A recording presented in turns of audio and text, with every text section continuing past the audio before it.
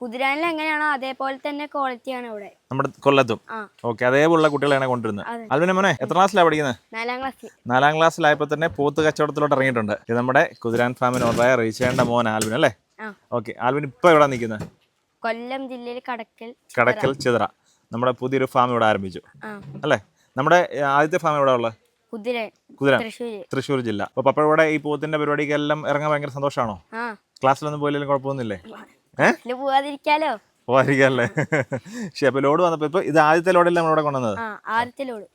കൊല്ലത്ത് നമ്മുടെ ആദ്യത്തെ. അപ്പം അവിടെ തൃശ്ശൂർ എത്ര നാളായിട്ടുണ്ട് ഫാം? 2-3 വർഷമായി. 2-3 വർഷമായിട്ട് നമ്മുടെ കുതിരാനിലുണ്ട്. എത്ര കുട്ടികളുണ്ട് ആൽബിനകത്ത് മൊത്തം? 40ഓളം കുട്ടികളുണ്ട്. 40ഓളം പോത്ത് കുട്ടികളുണ്ട്. എരുമക്കുട്ടികളുണ്ട് ആൽബിനകത്ത്? 2 എരുമയുണ്ട്. ഓക്കെ, ആൽബിൻ എപ്പോഴാ എത്തി ഇവിടെ? ഇന്നലെ രാത്രി. ലോഡിനോട് വരുമായിരുന്നോ? ഓക്കെ, ഇനി എപ്പോഴാണ് തിരിച്ചു പോകുന്നത്? നാളെ അല്ലെങ്കിൽ മറ്റന്നാളിൽ പോകും. അപ്പൊ ആദ്യത്തെ ദിവസത്തെ കച്ചവടമൊക്കെ നോക്കിയിട്ടേ പോകുന്നുള്ളൂ. കൂട്ടുകാർക്ക് അറിയാവോ ആൽബിൻ പോത്ത് കച്ചവടം ചെയ്യുന്ന ആര്? അറിയോ? സ്കൂളിൽ അറിയോ പോത്ത് കച്ചവടം ചെയ്യുന്ന ആര്? ടീച്ചർമാരോട് പറഞ്ഞോ പോത്ത് കച്ചവടത്തിന് പോവാന്ന്?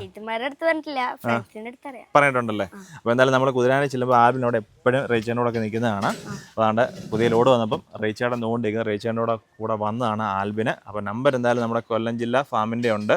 ഇനിയിപ്പോ നമുക്കൊരു അടുത്ത ലോഡൊക്കെ ഒരു 10 ദിവസം കഴിയുമ്പോൾ വരും ഇവിടെ. നമ്മുടെ തൃശ്ശൂരിൽ എന്നാ ലോഡ് വരുന്നത്? തൃശ്ശൂര് ഇനി അവിടെ നിന്ന് എടുക്കണനുസരിച്ച് വരത്തുള്ളൂ. ഒരു 10-15 ക്രിസ്മസിന് മുമ്പായിട്ട് കാണും ഒരു ലോഡ്. അപ്പൊ ക്രിസ്മസ് വരുമായിരിക്കും അല്ലേ? നമുക്കറിയത്തില്ല. ഇനി പപ്പ ഇവിടെ നിന്ന് പോകണം അല്ലേ?